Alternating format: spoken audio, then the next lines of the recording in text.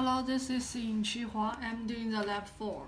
This lab asked us to implement the left rotate and right rotate on the FPGA, and this is my design. And firstly, this button is the reset button.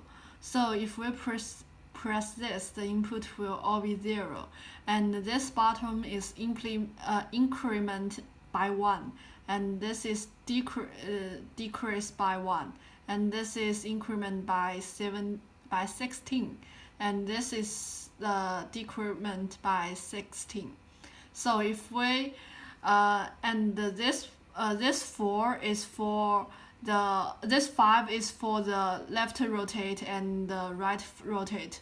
And as we implement 32-bit, so we need 5 bit to decide how many bit we want to rotate. And this button is for input and output. So this one is input, and if we push it, it will be output. And this button, if we just leave it like this is the right rotate, and if we push it, this one represents the left rotate. And firstly, for example, we force the input to be 1, and then so as this represents 32-bit, and so the last 4 bit represent 0, 0, 0, 1.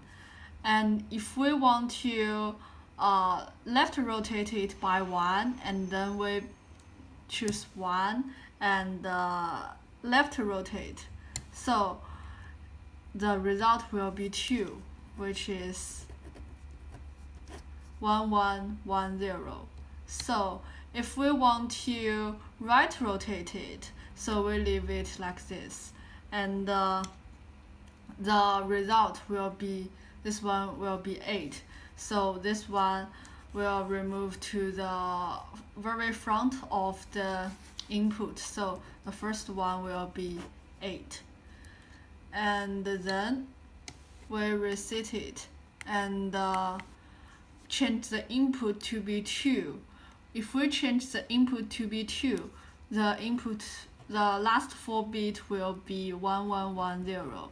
And if we also 1, we left rotate it by 1 bit, so the result will be 1, 1,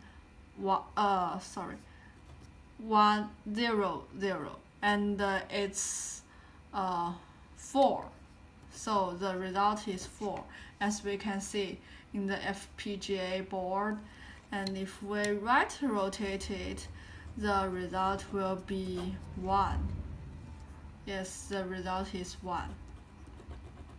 And by the way, in my implementation, the last 5 bits determine how many bits you want to rotate, and followed by 4 bits of input. This is the base of the FPGA, so that we can cover all of the input of the 32-bit.